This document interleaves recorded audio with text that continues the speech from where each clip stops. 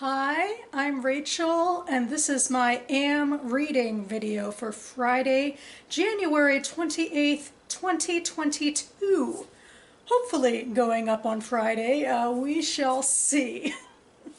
For each of my videos this month, I've had fewer and fewer books to talk about, but I'm feeling pretty good about my reading overall this month. Having a strong start to the year. And maybe this will mean I'll ramble less and have less production to do. As always, I will start by discussing a short story in this collection from Dorothy Parker, which I've been reading in these videos one story at a time since last May. This week I'm discussing Lady with a Lamp, which was published in 1932. We're getting into longer stories again, and this one in particular is only from the perspective of one person, even though it's actually a conversation, or kind of. What it is that it is the first person narrative of our unnamed protagonist talking to her friend Mona, who has been sick in bed for 10 days. And you can tell off the bat, like so many other Dorothy Parker protagonists, that the unnamed protagonist is in her own head and doesn't really read the situation that well at all, or doesn't seem to care to. She spends a lot of time just boldly trying to gather gossip from Mona and, think that her claims that she doesn't mean to spread gossip actually means something in that context. She talks a lot about Mona's ex-boyfriend, who Mona's obviously getting over, and about how she's been seeing him around with another woman. I mean, just completely cavalier, insensitive Dorothy Parker protagonist. And then we get deeper into this conversation, such as it is, and realize that the sickness, which, we might shrug off as a cold or a fever or whatever, is actually the after effects of an abortion. Not that this woman would say the words outright, but you can tell, reading between the lines, that that's what we're talking about here. And obviously Mona is in a lot of emotional distress right now. The baby daddy is gone, and she just had this procedure, and it even seems like from some of the dialogue that, or monologue I should say, that maybe she wanted to have the kid, but heaven forbid, she's an unmarried woman, you can't have a child in that circumstance, society, yada yada. So I mean, in terms of the topic of this story, I feel like it's very interesting for the time period, and to see what it was like back then. But I do not like this style that Parker's done in a couple of her other stories as well, where we're just hearing one person's perspective, one blithe and uncaring or, completely clueless lady's perspective of her rambling monologue. And in fact, we only understand what Mona might be saying because this woman is repeating it verbatim. So it's not realistic. It's like watching R2-D2 and C-3PO talk, or, except I think that in Star Wars, actually, they were clever sometimes and gave 3PO lines where he didn't just have to repeat what R2-D2 said in a, an inorganic way, but everything in here felt a little more inorganic. And maybe, in a way, it's the point for Mona not to have a voice in the story, but I found it a little jarring. I think I'm going to go a little out of reading order here and skip to the short story collection I read. This is the Best American Short Stories of 2021, edited by Heidi Pitlor. She's the one who works each year with the publishing house, and then they get a fresh author to be the guest editor, and this year it was Jessmyn Ward. It's been my habit these past 10 years or so to download and read the latest in the Best American Short Stories, or BASS collection, each year in January to start out the year.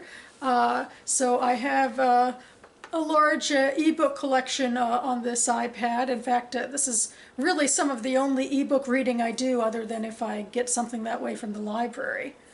And it's been an interesting year for BASS, because this is the first time that we have stories written or at least published in the COVID era.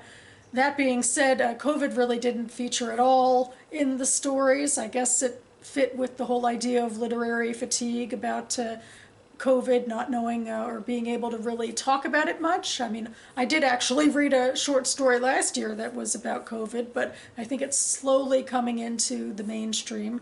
So these stories, as per usual for Bass as a whole, are a lot more about societal and cultural ills.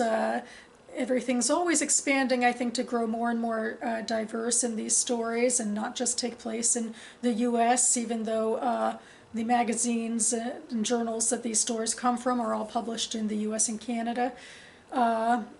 Anyway, one thing I did notice from the stories is Jessmyn Ward talked about how she was drawn to younger protagonists because she herself was feeling unmoored the way she did in her youth in this era of COVID and other, social upheaval of, the last couple of years. And I feel like in a utilitarian way that transferred into the stories being shorter than usual. Going off of the ebook, a lot of these stories were like 20 pages or fewer, and I remember in previous years they could be 40 or even more pages a lot of the time, and none of them were this long in this collection. But I guess it made it quicker to get through the stories. Overall, I liked this collection. I thought it was fairly decent. I highlighted in Goodreads 11 overall stories that I, classed into favorites and honorable mentions. And then I went through some other reviews, and people, when it comes to short stories, can run the gamut. Some people are like filled with praise, and some people, really don't get along with this anthology style and only find a couple of stories that they like.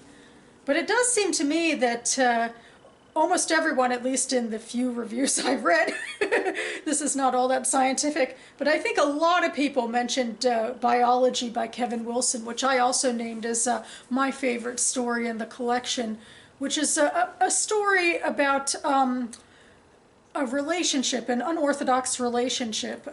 There's a framing device of a man, an older man, learning that his teacher has died, and his boyfriend doesn't understand why he's so upset about this teacher he hasn't seen in a while. And then we flash back into what's really the meat of the story, and it talks about this young man who is, an outsider, an outcast in his class, and spends all of his days playing a somewhat morbid, if creative, game of death cards, where he writes out a bunch of scenarios for how you could succeed at life, but also a bunch of how you could die at random points in your life. And then he makes it into a card game, and it's like, what will you randomly pull out?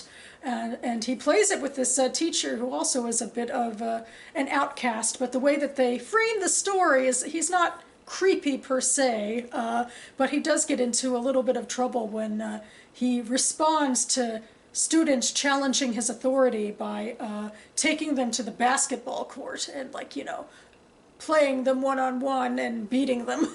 And at one of these excursions, he in fact has an injury, sustains an injury himself, and that's basically where his career there ends. But the young man, the protagonist, still sees this teacher one last time, and they have what's a very unorthodox but not necessarily, squicky relationship. But I'll leave it there, I guess. Maybe see if I can find some extra information about the story to link down below. But yeah, I think it really touched upon issues of ostracization and feeling outcast and trying to find your way at that age, and certainly with some queer content as well. So I think that's the one that I think touched a nerve the most for most readers. Okay, now I'm moving into novels, starting with the one I actually finished this week, which is A Burning by Megha Majumdar. This came out in 2020, and pretty much ever since that year I've been wanting to read it, and I finally got to it. So this is a story that takes place in contemporary Kolkata. I believe we can infer from some of the clues in here, where we are following three characters. Jivan is a Muslim girl living in the slums, and she is at a train station near her home when there's an act of terrorism. Some unknown persons set off bombs at a train and kill 100 people. Jivan happens to be there. She comes home and gets onto Facebook, as a lot of people do, and posts a comment, an angry comment, basically about the police standing around and not helping. And she infers salaciously that maybe this means that the government is a terrorist itself. And this puts her on the government's radar. And a few other things do as well. First, that she was at the scene of the crime with a suspicious looking box. And also, they comb through her Facebook and see that she was talking with someone from abroad who happened to be what they called a terrorist recruiter. And so they decided on that to arrest her. The other two people we follow, one is a woman, Lovely. She is what's called a Hijra, which is a Indian class of people that are in the transgender community, and I think some other non-cis affiliations as well. But anyway, Lovely is a transgender woman who is an aspiring actress. She wants to be a Bollywood star and knows that in order to get there she needs to know English, and this is how she gets to know Jivan. Jivan knows English from her schooling and teaches Lovely English, and in fact was on her way home from teaching Lovely, and her box was filled with books. And then the third person we follow is known as P.T. Sir, which means it's his affiliation as a physical education teacher at Jivan's school, where she used to be a student. And P.T. Sir had a bit of a soft spot for her. He knew she was a charity case. That's how she got to school at all. He made sure there was enough food for her, and he was impressed by her verve and stamina in his class. But then he got annoyed when she abruptly left school and kind of took it as a personal affront. And in general, he's a man with a bit of a chip on his shoulder about his job, and he's kind of ripe for the pickings for what happens to him, where he attends a political rally for a right-wing nativist party who, you know, is airing grievances and giving space for people to get pissed off about things. And anyway, he is noticed particularly because he's, you know, of a higher class than a lot of the other members of this party. You know, as a teacher, he's seen as an intellectual, and basically the party leadership flatters him into taking a more active part in the party, which does include acts of ethical corruption, ultimately. Like, he is responsible for sending a lot of people to jail, people he on false testimony, basically. With Jivan, it's not quite that simple. I mean, because he did know her, but he does give testimony that doesn't ultimately help her out that much. And then later on, he's in a higher position of power and has more authority to make or break Jivan, who by this point is really set up by the government and the media as a social pariah. You know, she just as a Muslim girl living from the slums whose Facebook posts can be twisted into something far more, you know, malicious than they actually were. She is basically the dumping post for this horrible terrorist act, because they don't have anyone else to pin it on, so they're basically going to pin it on her. So we're mostly following her in this decrepit jail where she's forced to live, waiting for her trial. She gets very little support from the outside, but is able to, you know, through her wits, finagle visits with a reporter who she tells her story to, starting with a bunch of backstory about her family and the dire situation that they've been in. For example, a major reason why she left school is because her father was invalid and her mother was overworked and working in dangerous situations, so she wanted to go get a job, you know. It just wasn't worth it to stay in school any longer. And then she explains basically what she was doing at the train station and how she's innocent.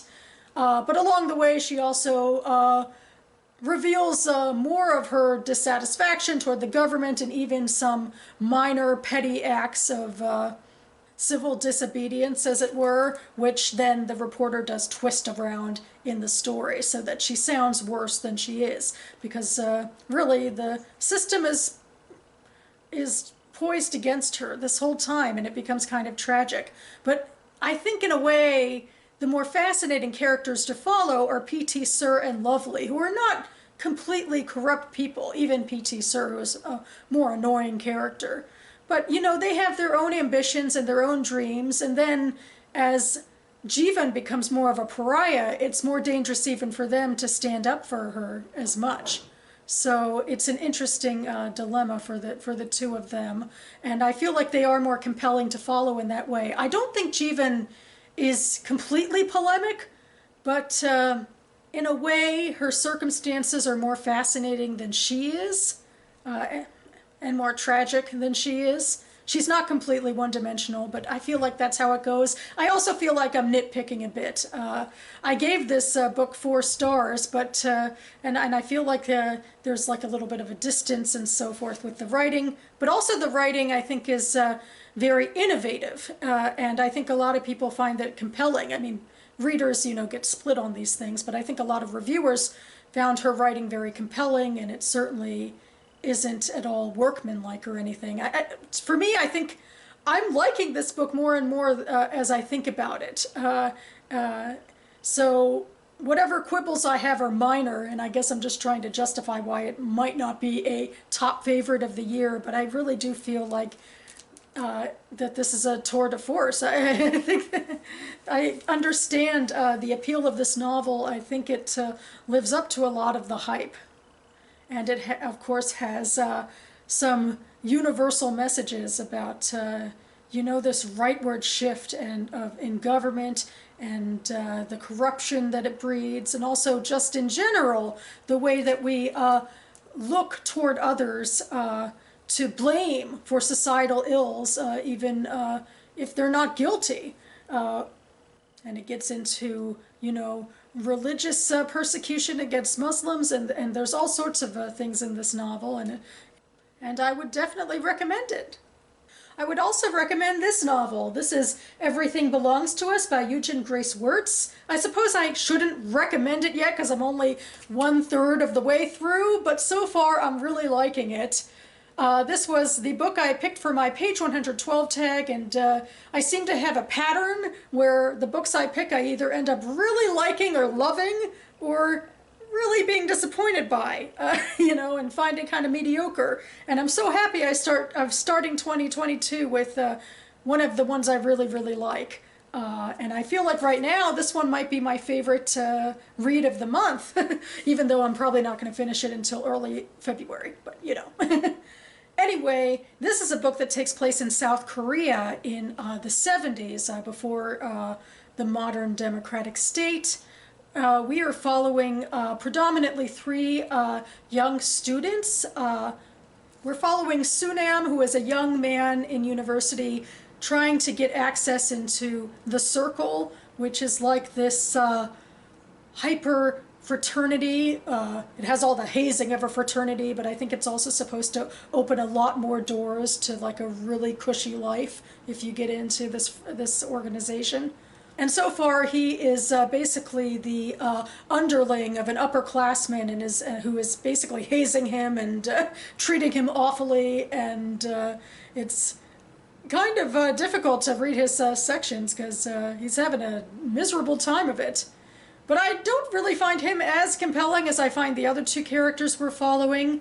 We're following Jisoo, who is the daughter of a really wealthy, well-off man who supports the president, who, unlike some lower-class people, supports the president. Jisoo gets involved with factory workers and realizes just how badly they have it, and she joins student activist groups, and one of the first things in the book that happens is that she is arrested with a lot of women in a factory setting who are protesting their conditions, and she is corralled off into this you know, small jail cell with over 50 other women, but until they realize quite quickly who she is, and then she's sent home. We also follow her friend Nanim, who is also a university student but comes from a much poorer background. Her parents have basically put everything they can and also corralled her older sister into factory work to do everything they can to get her into university. She's an incredibly bright student and is in a pre-med track, so she's really their hopes and dreams for, you know, getting them out of poverty. And Nanim herself is trying to get into this circle organization, although it seems like a bit of a boys' club, so she has a bit of an uphill climb by gender as well.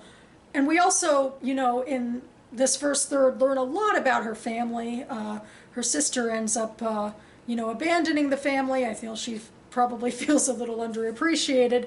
And her brother has also been abandoned as a sort. He has a learning disability, and her parents decide to basically hand him off to his grandparents in the countryside and never mention him again. But Nanim has a, you know, an interest herself in once she becomes a famous doctor, you know, bringing her brother to live with her. So this all feels rather, you know, random, I guess, like these random details I'm bringing out, but I'm just very taken by the characters and the situation and how their lives are intersecting. And it's more conventional in storytelling, I think, than the Majumdar novel, and it deals with similar social themes about the realities of living in an undemocratic or less democratic state, with a variety of class and gender issues in this case. So I'm really hoping I stay this invested, because I would love to end this month and start the next month on a high. So that about covers it for me now, heading into the weekend. I think I'm going to see my dad this weekend. There's slight snow right now in the DC area, but I don't think it's going to be that bad, hopefully. I'm especially hoping my dad can come and maybe provide a ride, because my cat, Missy, needs to go to the vet. It'd be nice to have someone with a car around. And then after that, hopefully we can hang out a bit. I'm hoping I can get him into The Expanse, the TV adaptation. I've been trying for years to get him into that. So, and he's watched some of the later seasons, but not the earlier ones. So what do you know? So that's just some of my weekend plans, but I hope to be back here in early February with my reaction to the BookTube Prize Octafinals. I am so excited. I believe Robert will be announcing them by the 1st of February, because then all of the judges have to get to reading their books. And I'm pretty sure that I will be called upon to judge because I signed up for nonfiction, and I know that's not quite as popular as the other two categories. So I'm really hoping that I'll be able to read 6 good books in the next 2 months, probably in nonfiction. But I will be talking about all of that in my next video. So I hope the rest of you have exciting things on the horizon as well as we move into the second month of 2022. Thanks so much for watching, everyone, and I'll see you next time.